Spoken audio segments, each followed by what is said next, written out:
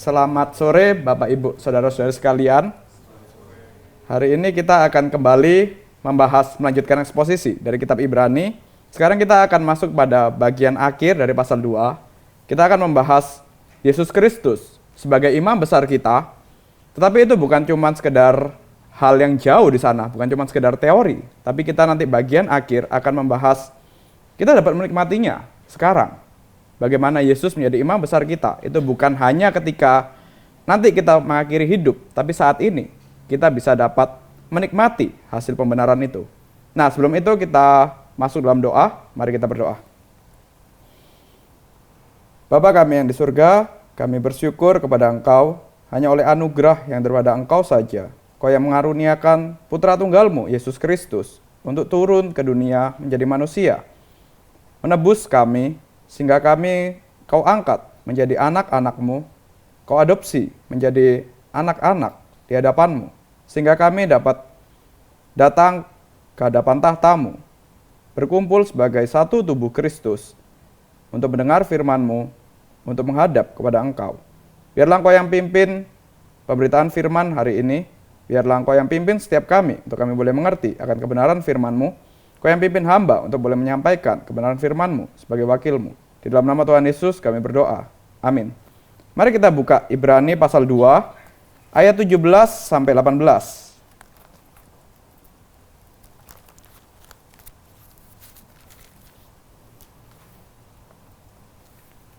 Ibrani pasal 2 ayat 17 dan 18. Saya baca ayat 17, Bapak Ibu Saudara-saudari sekalian ayat 18.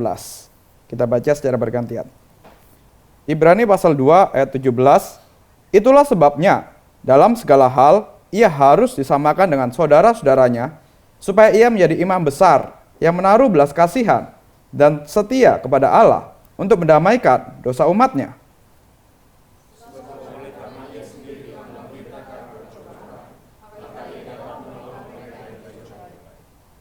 Ya, kita beberapa minggu yang lalu, 2 minggu yang lalu, itu telah membahas mengapa Yesus Kristus, Tuhan, itu harus turun ke dunia, harus menjadi manusia, harus berdarah, harus berdaging. Yaitu agar ia dapat mati untuk menebus dosa kita. Agar ia bisa menjadi imam bagi kita, umatnya. Nah, hari ini kita akan lebih dalam membahas Yesus Kristus sebagai imam besar kita. Kita akan melihat secara lebih dalam lagi daripada 2 minggu yang lalu, dan ya kalau lebih dalam lagi nanti dalam minggu-minggu selanjutnya, di pasal-pasal selanjutnya itu juga masih membahas Yesus Kristus sebagai imam. Jadi ini memang topik yang sangat besar, topik yang sangat dalam, tidak bisa cuma 1, 2, 3 pertemuan, bisa untuk di kitab Ibrani aja beberapa pasal untuk membahas Yesus Kristus sebagai imam besar kita. Tadi di ayat bacaan juga membahas mengenai itu, Sang imam besar kita, yang ya dia imam besar kita yang sudah melewatin berbagai hal, dia yang menjadi wakil kita. Itu kita juga nanti akan bahas itu. Tapi sekarang kita bahas sampai di ayat 17 dan 18 pasal 2.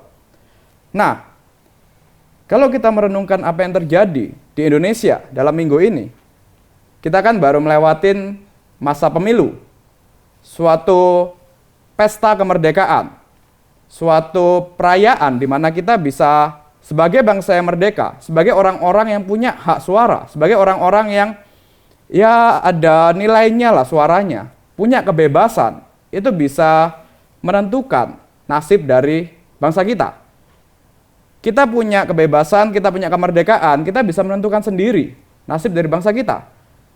Meskipun ya mungkin suara kita cuma 1, tapi itu berharga, itu ada harganya, ada nilainya. Tetap ketika dikumpulkan, ya itu nanti akan menentukan nasib bangsa ini 5 tahun ke depan, periode ke depan. Ya dalam pemilu memang ada yang menang, ada yang kalah, itu hal yang lumrah lah. Tapi kalau kita lihat secara lebih luas, entah itu yang menang, entah itu yang kalah. Tapi dengan terpilihnya seseorang, satu pasangan, akhirnya nanti menjadi presiden kita, menjadi wakil presiden kita. Kalau kita lihat secara luas, itu kan hasil dari pemilihan dari seluruh warga Indonesia. Hasil dari suara tiap warga dikumpulkan. Akhirnya terpilihlah seorang pemimpin. Nah, Ini adalah keistimewaan yang kita peroleh sebagai bangsa yang merdeka, sebagai orang-orang yang merdeka. Ini kan berbeda sekali dengan mereka yang terjajah. Bangsa yang terjajah itu tidak punya, warga dari bangsa yang terjajah itu nggak punya hak suara sama sekali. Satu suaranya tidak akan didengar oleh penjajah. Bukan cuma suaranya nggak didengar. Untuk menentukan nasib bangsa, ya pasti nggak bisa karena suaranya nggak didengar. Untuk menentukan nasibnya sendiri aja, itu nggak bisa. Nasibnya sudah ditentukan oleh jajahan, oleh penjajahnya. Kemudian untuk dapat kesenangan, untuk bisa menikmati kebebasan, itu sudah nggak ada. Itulah nasib orang-orang yang terjajah. Sedangkan di Indonesia, kita sudah menikmati 78 tahun kemerdekaan. Ada waktu-waktu memang ya perjuangan untuk merdeka itu bukan perjuangan yang mudah. Ada waktu sudah deklarasi kemerdekaan, kemudian ada invasi lagi dari Belanda yang mau merebut kemerdekaan kita. Kemudian melewatin berbagai periode, ada periode-periode rezim Orde Baru dan segala macam, di mana suara kita disunat. Kita sudah melewatin itu semua, dan sekarang kita punya suara yang oke lah, cukup lumayan. Ada suaranya kita diperhitungkan. Nah, inilah salah satu ciri khas dari kemerdekaan. Dan untuk bisa beroleh kemerdekaan, itu kan diperlukan seseorang, bangsa yang mau memperjuangkan kemerdekaannya. Itu kan perlu bangkit seorang revolusioner, seorang pemimpin dari bangsanya sendiri. Orang yang sebangsa, orang yang seperjuangan, orang yang senasib, yang berjuang, yang bangkit untuk memperjuangkan kemerdekaannya. Atau untuk orang yang tidak bebas dijajah karena dia menjadi budak. Perlu seseorang yang merdeka, seseorang yang lepas dari perbudakan, yang mampu untuk menebus, mampu untuk membeli orang itu, agar ia lepas dari penjajahan, agar ia dibeli kebebasannya, sehingga dia bisa bebas. Nasibnya tidak diikat lagi oleh tuannya, oleh orang yang menjajah dia. Nah, jadi perlu ada orang yang pertama sebangsanya, senasib, yang lahir dari bangsanya, satu natur dari rakyatnya, bangkit menjadi pembebas. Atau perlu juga orang yang merdeka, yang dari luar, yang memang mampu untuk membebaskan, mampu untuk membeli mereka yang terjajah. Nah, ini mirip seperti tugas seorang imam.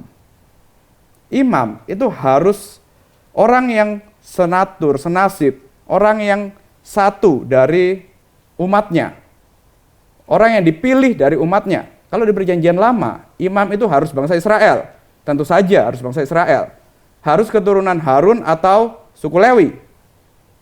Non-Israel itu seharusnya tidak bisa jadi imam.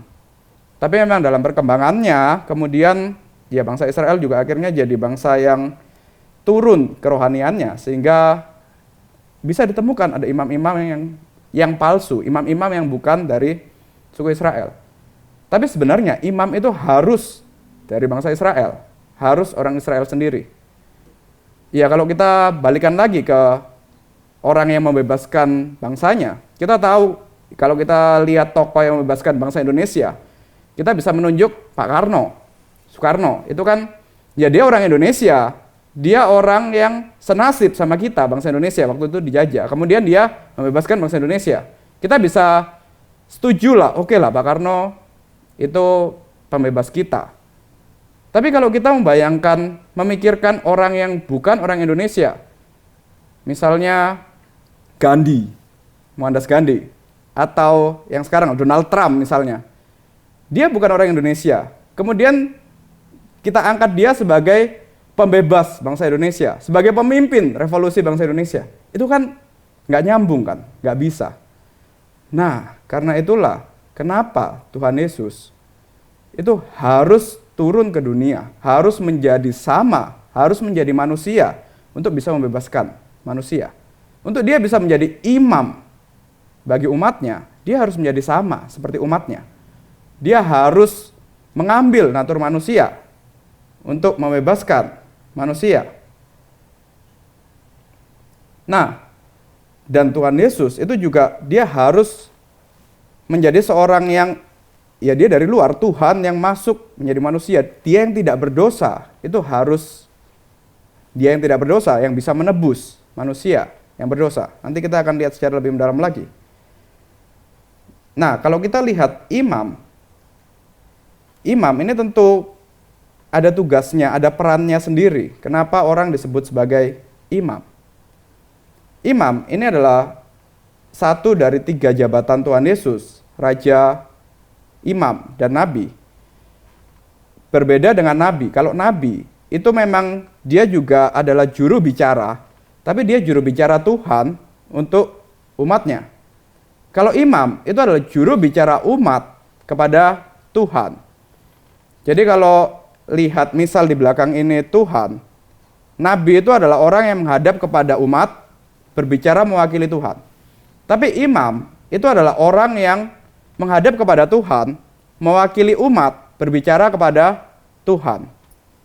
Itu tugas imam sebagai perantara.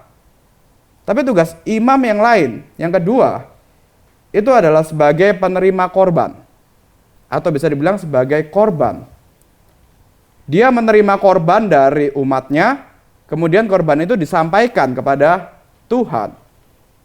Dan karena dia adalah perantara antara umatnya dengan Tuhan, korban umat yang disampaikan kepada Tuhan itu menghasilkan penebusan dosa, menghasilkan penyucian dosa dari Tuhan disalurkan kepada umat. Ya caranya dengan simbol-simbol seperti darah yang dipercik dan segala macam. Jadi tugas imam itu ada 2. Sebagai penerima korban dari umat, sebagai pemberi korban kepada Tuhan, dan yang kedua, sebagai perantara, sebagai wakil umat di hadapan Tuhan, dan sebagai penyalur pengampunan Tuhan kepada umat. Maka kembali lagi, untuk Yesus Kristus itu bisa menjadi imam besar kita, ia harus menjadi manusia.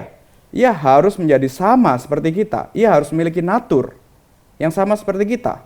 Maka ia dapat menerima persembahan kita, ia dapat mewakili kita untuk memberikan persembahan kepada Tuhan. Tapi bedanya, kalau di perjanjian lama, persembahan yang diberikan, persembahan yang diterima oleh imam, itu adalah domba, lembu, burung merpati, dan segala macam binatang-binatang yang sempurna, binatang yang tidak bercacat, yang diberikan kepada para imam, kemudian imam melakukan ritual, kemudian diberikan kepada Tuhan. Kalau Yesus Kristus, dia memberikan dirinya sendiri sebagai persembahan kepada Tuhan. Kalau perjanjian lama itu binatang yang tidak bercacat, itu merupakan simbol. Kenapa Tuhan Yesus itu harus tidak berdosa? Binatang yang tidak bercacat, binatang yang tidak ada kelemahannya, anak domba yang terbaik yang diberikan kepada Tuhan. Ini adalah simbol nanti penggenapannya di dalam Yesus Kristus. Dia yang harus menjadi manusia, menjadi korban yang sempurna, korban yang tidak berdosa, korban yang tidak ada cacatnya sama sekali. Sebagai simbol penebusan dosa kita. Jadi perbedaannya dengan perjanjian lama dan Yesus Kristus, kalau imam perjanjian lama itu menerima binatang, korban, kalau Yesus Kristus itu membawa dirinya sendiri sebagai korban. Kalau kita lihat dari poin ini aja, ini suatu poin yang sangat penting bagi kekristenan. Dan ini yang membedakan antara kekristenan dengan agama-agama lain, dengan ideologi lain. Kalau kita lihat agama lain, ya kalau agama Yahudi misalnya, di perjanjian lama, imam itu sebelum dia memberikan persembahan kepada Tuhan, sebelum dia menyampaikan persembahannya kepada Tuhan, imam itu harus dia harus memberikan dulu persembahan untuk dirinya sendiri, agar dosanya diampuni, baru dia bisa memberikan persembahan kepada Tuhan. Berarti imam di perjanjian lama itu juga orang berdosa yang butuh pengampunan dosa juga, baru dia bisa menghadap Tuhan. Sedangkan Yesus Kristus itu, ya dia tidak berdosa, maka dia tidak perlu korban penebusan dosa untuk dia menghadap kepada Tuhan. Dia bisa langsung membawa dirinya untuk menghadap sebagai persembahan kepada Tuhan. Dan yang kedua, Yesus Kristus sebagai imam kita, ini jauh lebih unggul daripada pendiri-pendiri agama lain.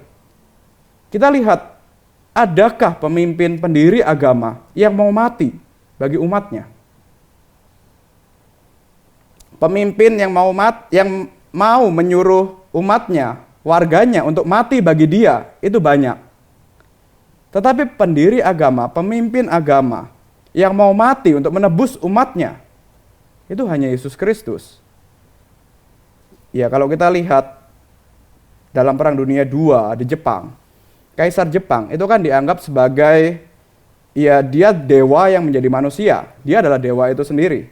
Maka ketika Jepang melihat ternyata dalam Perang Dunia II posisinya mulai terancam, mulai kelihatan ternyata secara militer mereka lemah, apalagi dalam kekuatan laut. Ternyata mereka kalah kapal-kapalnya sama pasukan sekutu. Sudah rasanya, ya udah Jepang sudah kayak di ujung tanduk. Kaisar Jepang waktu itu yang dianggap sebagai dewa oleh rakyat Jepang, dia mengeluarkan strategi yang sangat bengis, strategi yang sangat mengerikan, dan anehnya itu diterima oleh pasukan Jepang. Kaisar Jepang dan rakyat Jepang, pemerintah Jepang itu menyuruh para pilot pesawat Jepang untuk menubrukkan dirinya dengan pesawatnya ke kapal-kapal sekutu, kapal-kapal yang besar. Dan ternyata mereka, orang-orang yang berkorban untuk Kaisar Jepang, berkorban untuk Jepang, itu menganggap, ya ini adalah kebanggaan. Ini adalah suatu yang mengagumkan, saya bisa mati untuk kaisarku, saya bisa mati untuk pemimpinku. Ya, akhirnya itu memang jadi strategi yang ditakuti oleh pasukan sekutu. Karena pilot-pilotnya itu berani menubrukkan pesawatnya, menenggelamkan kapal-kapal sekutu. Cerita-cerita seperti ini banyak. Rakyat umat yang berani mati untuk pemimpinnya, itu banyak. Tetapi tidak ada pemimpin yang berani mati, pemimpin yang mau mati untuk menebus dosa umatnya. Hanya Yesus Kristus yang melakukan ini. Hanya dialah imam besar kita yang agung, yang mau mati untuk menebus umatnya. Kemudian juga, ya, Yesus Kristus ini adalah, selain dia yang mau mati sebagai korban untuk menebus dosa umatnya, dia juga adalah wakil kita yang mengerti setiap apa yang kita alami karena dia menjadi manusia. Dia pernah ada di posisi kita. Dia tahu apa yang kita alami. Kemudian dia mati di atas kayu salib, bangkit pada hari yang ketiga, dan dia naik ke surga dengan membawa tubuhnya yang penuh luka itu sebagai persembahan yang kekal di hadapan Tuhan. Persembahan yang tiada akhirnya, karena ya dia sudah bangkit. Tuhan menerima persembahan itu, Bapa menerima persembahan itu. Dan dia adalah satu-satunya sekarang manusia dengan tubuh kebangkitan yang ada di sisi Bapa.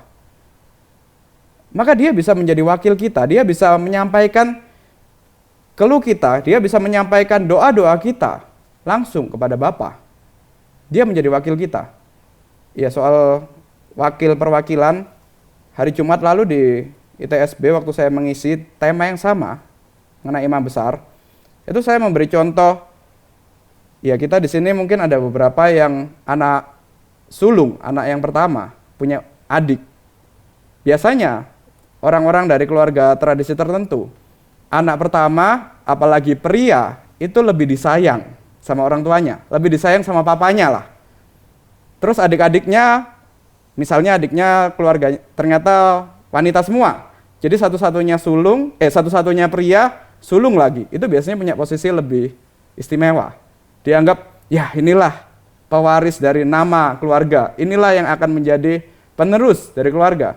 Nah, maka biasanya itu permintaannya lebih disayang lah.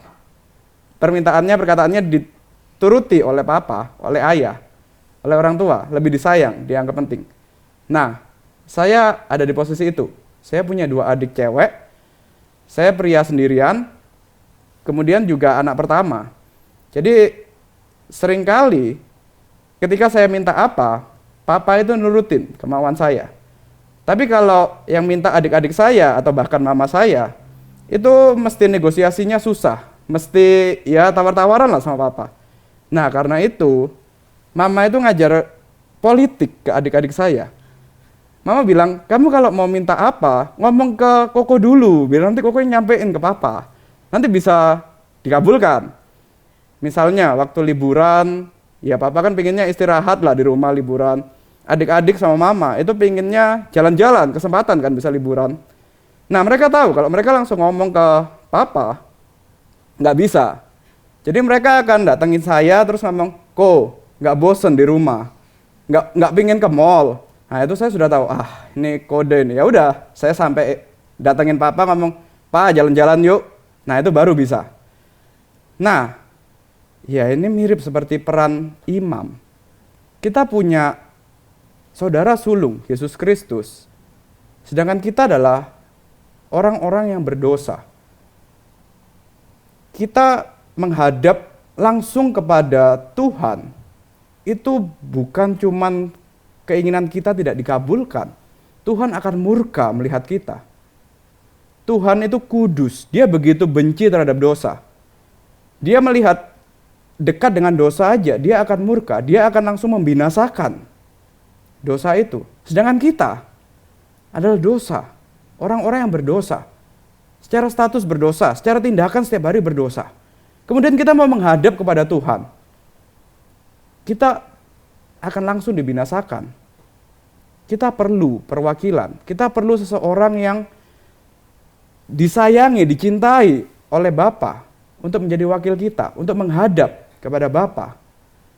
Maka Yesus Kristus itu harus menjadi manusia, menjadi kakak sulung kita yang dikasihi dengan penuh oleh Bapa untuk menyampaikan, untuk menjadi perwakilan kita, menyampaikan doa-doa kita, menyampaikan keluh kesah kita.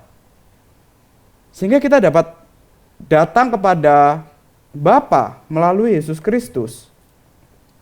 Jadi selain dia sudah menebus dosa kita, dia yang menyucikan kita melalui pengorbanannya di atas kayu salib. Dia juga yang menyampaikan apa yang menjadi keluhan kita. Dia yang menyampaikan apa yang menjadi keinginan kita, pergumulan kita kepada Bapa. Dan karena dia menjadi manusia, Yesus Kristus tahu setiap penderitaan kita, tahu posisi kita. Kita bukan cuma sekedar menyampaikan, ya bukan hanya menyampaikan keluhan kita kepada kayak calo gitu, kepada calo kemudian calo yang menaikkan ke atasan. Enggak, tapi dia karena tahu posisi kita, karena tahu penderitaan kita, karena tahu kelemahan kita, maka dia menyampaikan apa? Itu dengan empati, dengan simpati, dengan sungguh-sungguh tahu bagaimana kondisi kita. Jadi inilah Yesus Kristus sebagai imam kita. Dia yang menjadi korban penebusan kita. Dia juga yang menjadi perwakilan kita menghadap kepada Bapa. Nah, biasanya kita masuk poin yang kedua. Ini kan teori yang kalau kita sudah lama berjemaat di gereja Reform, ini bukan sesuatu hal yang baru. Mungkin kita bisa menjelaskan kepada orang-orang dengan terperinci bagaimana kebenaran Kristus, kebenaran imputasi ganda diberikan kepada kita, yaitu pengorbanan Kristus di kayu salib itu yang menebus dosa kita dan kebenaran Kristus yang diberikan kepada kita. Kita bisa menjelaskan secara oke lah, tahu lah, secara teori kita tahu. Tapi penulis Ibrani itu mengatakan ini bukan cuma sekedar teori, ini bukan cuma sekedar sesuatu yang kita akan nikmati nanti ketika kita sudah berjumpa dengan Kristus. Ini bukan cuma sekedar ketika nanti dalam tahta pengadilan akhir, Kristus yang menjadi perantara kita, Kristus yang menebus dosa kita, maka kita dibenarkan, kita diampuni, kita bisa ada di posisi masuk surga, menikmati bumi baru dan langit baru. Bukan cuma sekedar itu. Ya itu memang puncaknya, itu memang finalnya. Tetapi cicipannya, itu kita bisa rasakan dari sejak hari ini. Kalau kita lihat lagi ke contoh yang pertama mengenai kemerdekaan dan penjajahan. Penebusan dosa Kristus kita tahu itu memerdekakan kita dari penjajahan dosa. Dosa itu membelenggu kita. Dosa itu membuat manusia itu tidak bisa lepas dari keinginan berdosa. Hatinya, pikirannya dicengkram oleh dosa. Manusia yang berdosa itu justru menikmati dosa. Justru dia merasa kalau tidak berdosa rasanya ada yang kurang. Rasanya tidak hidup, tidak bisa senang, tidak bisa merasa bebas kalau tidak berdosa? Ambil contoh, orang yang mencari kebahagiaan dalam misalnya pesta pora, kemabukan, mencari kebahagiaan dalam persinahan, mencari kebahagiaan dengan menganggap, oke, kalau punya uang banyak dengan cara menipu, dengan cara korupsi, itu baru bahagia. Maka dia akan terus-menerus melakukan hal itu.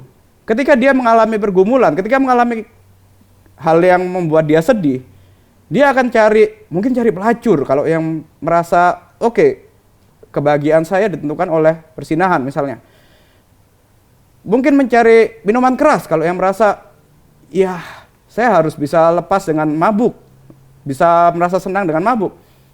Mungkin dengan korupsi, dengan melegalkan segala cara untuk dapat uang. Karena merasa, ya memang kesenanganku berdasarkan uang kotor ini. Semakin kotor uang yang saya dapat, semakin licik cara saya untuk dapat, saya semakin merasa bangga. Semakin merasa senang. Ini kan keterikatan akan dosa.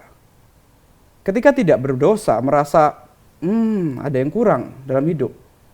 Atau mungkin dosa ini kan juga mengikat kebebasan kita, mengikat pikiran kita, mengikat apa yang kita mau. Dari hal-hal yang kecil misalnya. Waktu kecil kita biasa berbohong.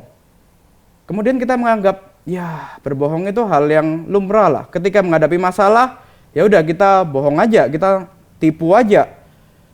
Misalnya waktu di sekolah nilainya jelek, ya kita bohong aja ke orang tua. Enggak kok, nilaiku bagus kok, nggak ada masalah.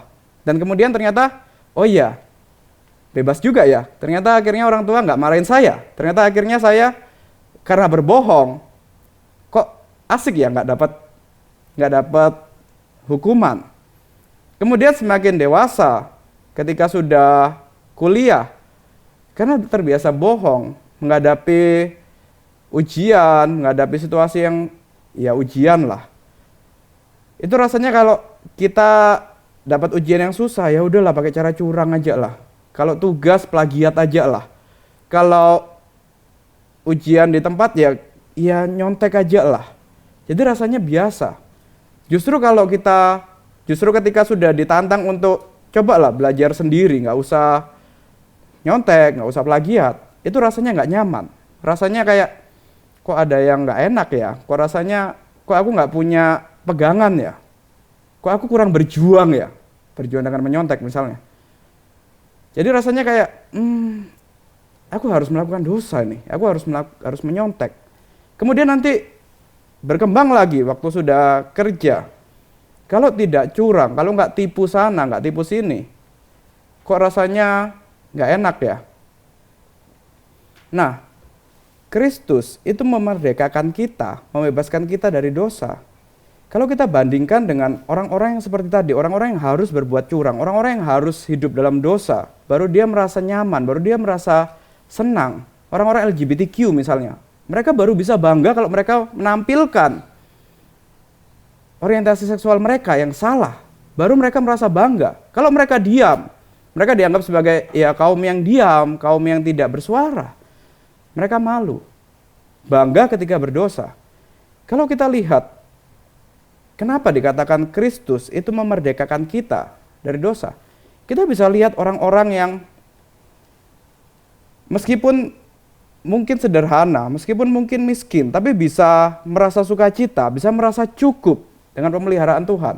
Orang-orang yang meskipun jauh dari keluarga, jauh dari orang tua, tapi merasa, oh ya kita tetap punya keluarga, tetap bisa merasa bahagia, tetap bisa merasa ada persekutuan di sini, ada keluarga di sini. Tanpa perlu harus berdosa. Orang-orang yang tadi yang merasa statusku itu ditentukan oleh ya berdasarkan posisiku yang didapat dengan curang dan segala macam. Dibanding dengan orang anak Tuhan yang merdeka, bisa mengatakan, oke lah nggak masalah, pokoknya untuk apa aku ada di posisi yang tinggi tapi curang.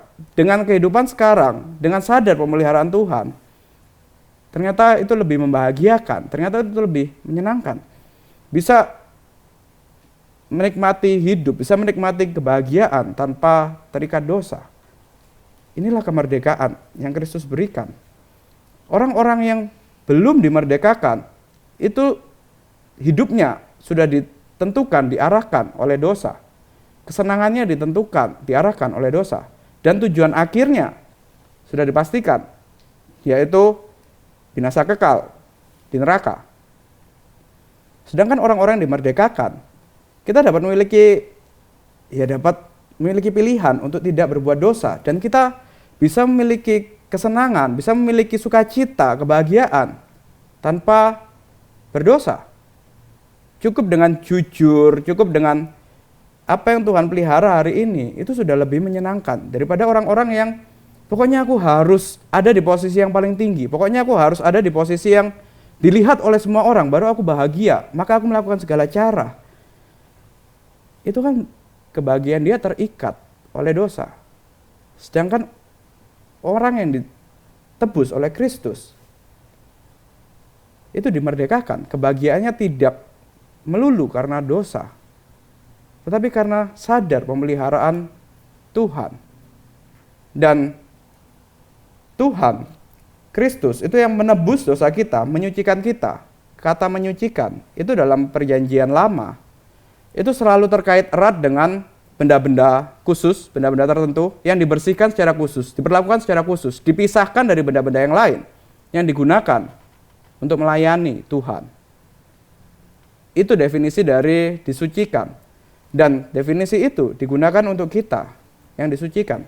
Maka terlepas dari apapun status kita, apapun latar belakang kita, apapun yang menjadi masa lalu kita, dosa kita di masa lalu, yang memalukan kita, dosa tersembunyi kita, ketika kita datang kepada Kristus, ketika kita percaya Yesus Kristus sebagai Tuhan kita, sebagai penebus kita, sebagai imam kita, dosa kita disucikan sekali untuk selama-lamanya. Masa lalu kita yang kita anggap memalukan itu, yang oleh dunia dianggap sebagai hal-hal yang memalukan, sebagai aib, itu disucikan. Berarti oleh Allah kita dipisahkan, kita dibersihkan dengan tangannya sendiri, dengan darah putranya sendiri. Kita dibentuk, dibersihkan untuk melayani Dia. Ketika kita bisa melayani Tuhan, itu adalah bentuk kemerdekaan yang terbesar. Kita yang dibebaskan dari dosa. Orang yang bisa melayani Tuhan, orang yang boleh melayani Tuhan, benda-benda yang boleh dipakai untuk melayani Tuhan, itu adalah benda-benda yang khusus, diperlakukan secara khusus. Ketika kita menghadapi situasi yang mungkin susah, situasi yang membuat kita merasa tidak enak, kita yang sudah dimerdekakan, kita tahu, itu bukan cuma sekedar karena dosa kita, maka kita mengalami situasi yang susah. Itu adalah bagian dari Tuhan yang menyucikan, Tuhan yang menguduskan, Tuhan yang membersihkan kita. Ya meskipun kadang ada masalah situasi yang gak enak, situasi yang kita bergumul karena lingkungan yang berdosa, tapi itu pun juga bagian dari tangan Tuhan yang memegang kita, yang membersihkan kita, yang memberikan perhatian lebih kepada kita, agar kita siap dipakai untuk melayani Tuhan. Agar kita benar-benar menjadi alat Tuhan yang khusus, alat yang dibentuk oleh Tuhan untuk melayani Tuhan dengan sungguh-sungguh. Maka kita yang disucikan, kemudian kita melayani Tuhan. Ya kalau pakai cerita pemilu kemarin, kita menyoblos, itu kan bentuk dari kemerdekaan kita sebagai warga negara. Kita yang melayani Tuhan, itu adalah bentuk dari kemerdekaan kita yang telah ditebus, yang telah disucikan oleh Tuhan. Jadi kalau kita menyebut pemilu adalah pesta demokrasi, pelayanan adalah pesta kebebasan kita atas penjajahan dosa. Kita adalah orang-orang khusus yang dipakai Tuhan untuk kemuliaannya. Nah, karena itu, kalau kita tahu, tadi pagi Pak Hendri mengatakan soal status kita, Yesus Kristus yang telah menebus kita, itu membuat kita secara legal, status kita itu menjadi anak-anak Allah, menjadi anak-anak adopsi dari Allah. Itu status yang penting. Kita yang sudah dikuduskan, kita yang sudah ditebus oleh imam besar kita, status kita mungkin, ya kalau di mata sosial, di mata orang di sekitar kita, mungkin bukan siapa-siapa, mungkin hanya ya anak muda, orang biasa, orang remeh. Tetapi di mata Tuhan, status kita adalah alat di tangannya untuk melayani Tuhan. Status kita begitu penting di mata Tuhan, sampai Dia rela untuk menguduskan kita, rela untuk menyucikan kita, rela untuk membentuk kita dengan tangannya sendiri, agar kita benar-benar dipakai untuk memuliakan Dia. Karena kita sungguh-sungguh dianggap sebagai orang-orang yang layak, orang-orang yang bisa untuk melayani Tuhan. Umat yang diperhatikan sendiri oleh Tuhan. Dan itu kita menikmatinya saat ini, bukan hanya ketika nanti di surga, bukan hanya ketika nanti di bumi baru dan langit baru. Penebusan Kristus itu kan bukan penebusan yang setengah-setengah. Bukan cuman kita percaya Kristus menebus sekali untuk selamanya, menyucikan dosa kita sekali untuk selamanya, tapi bukan cuma dalam satu waktu ketika kita percaya aja. Dia juga yang secara penuh, secara terus-menerus itu menguduskan kita. Kita yang masih mungkin punya kebiasaan dosa yang lama, kita yang masih mungkin punya hal-hal yang kita cintai yang adalah dosa, itu sedikit demi sedikit Kristus itu menyucikan, membersihkan kita, memotong ranting-ranting yang tidak perlu dalam hidup kita. Sehingga penyucian itu terus berjalan. Karena inilah kita percaya reform, kita diselamatkan sekali untuk selamanya. Bukan karena kitanya yang mampu untuk menahan kekudusan, untuk berpegang pada kekudusan, tetapi karena Tuhan, Kristus, itu bukan cuma sekali kita menguduskan kita, tapi Dia terus-menerus memperhatikan kita, terus-menerus membersihkan kita, terus-menerus menguduskan kita. Sehingga karena Dialah yang menguduskan kita, kita dapat bertahan di dalam kekudusan. Karena Dialah yang terus memegang kita dapat terus berpegang pada kebenaran yang Tuhan beri. Dan yang selanjutnya, karena Yesus adalah imam besar kita, Dia yang menyampaikan keluhan kita, doa-doa kita. Maka hari ini, saat ini, ketika kita berdoa, ketika kita mengalami situasi yang sulit, ketika kita perlu sesuatu, kita dapat dengan keberanian, dengan keyakinan, kita menghadap pada tahta Tuhan melalui Yesus Kristus. Ini adalah anugerah yang besar. Orang perjanjian lama itu memerlukan wakil imam yang tadi, orang-orang yang berdosa juga yang harus dengan berbagai upacara. Orang-orang agama lain itu masih tidak berani, tidak yakin, tidak bisa menghadap pada tahta Tuhan. Tetapi kita yang sudah ditebus, yang memiliki imam besar, Yesus Kristus, yang saat ini ada di sisi Bapa, kita dapat datang ke tahta Tuhan, kita dapat datang menyampaikan keluh kesah kita setiap saat melalui doa-doa kita. Tapi apakah kita menyadari anugerah yang sebesar ini? Kadang kita menganggap doa itu sebagai cuman salah satu dari ritual agama Kristen lah. Tapi sebenarnya tidak. Ketika kita berdoa dalam nama Tuhan Yesus Kristus, doa kita pasti disampaikan kepada Bapa, pasti didengar kepada Bapa. Ini adalah anugerah yang luar biasa besar. Maka kalau kita di gereja ini ada ruang doa di hari Sabtu, manfaatkanlah itu sebagai kesempatan yang begitu indah. Manfaatkan itu sebagai kesempatan di mana kita orang-orang yang memiliki imam besar, yang mengerti apa yang kita alamin, yang mengerti apa yang menjadi keluh kesah kita, yang menyampaikan keluh kesah kita kepada Bapa. Itu adalah anugerah yang luar biasa besar. Maka mari kita sadar ketika kita berdoa, itu bukan cuma sekedar kita mengeluarkan luapan emosi ataupun masalah psikologi, tapi itu adalah sarana yang Tuhan berikan karena kita memiliki imam besar yang ada di sebelah Bapa. Mari kita berdoa. Bapa kami yang di surga, kami bersyukur kalau kami memiliki imam besar, yaitu Putra Tunggal-Mu sendiri, Yesus Kristus, Tuhan yang menjadi manusia, yang kemudian naik ke surga, yang menjadi perantara kami, yang menyampaikan setiap keluh kesah kami, yang mengerti apa yang menjadi pergumulan kami, yang telah menebus dosa-dosa kami, masa lalu kami, yang telah menjadikan kami sebagai anak-anak-Mu. Di mata-Mu, status kami adalah orang-orang benar, orang-orang yang kudus, orang-orang yang dipakai, diperhatikan secara khusus untuk melayani Engkau. Kami sungguh bersyukur atas anugerah ini. Biarlah kami meresponinya dengan kami setia kepada Engkau, kepada pelayanan, pada doa-doa. Biarlah kami terus sadar bahwa ini adalah sarana anugerah yang limpah yang Kau berikan kepada kami. Hanya dalam nama Tuhan Yesus kami berdoa. Amin.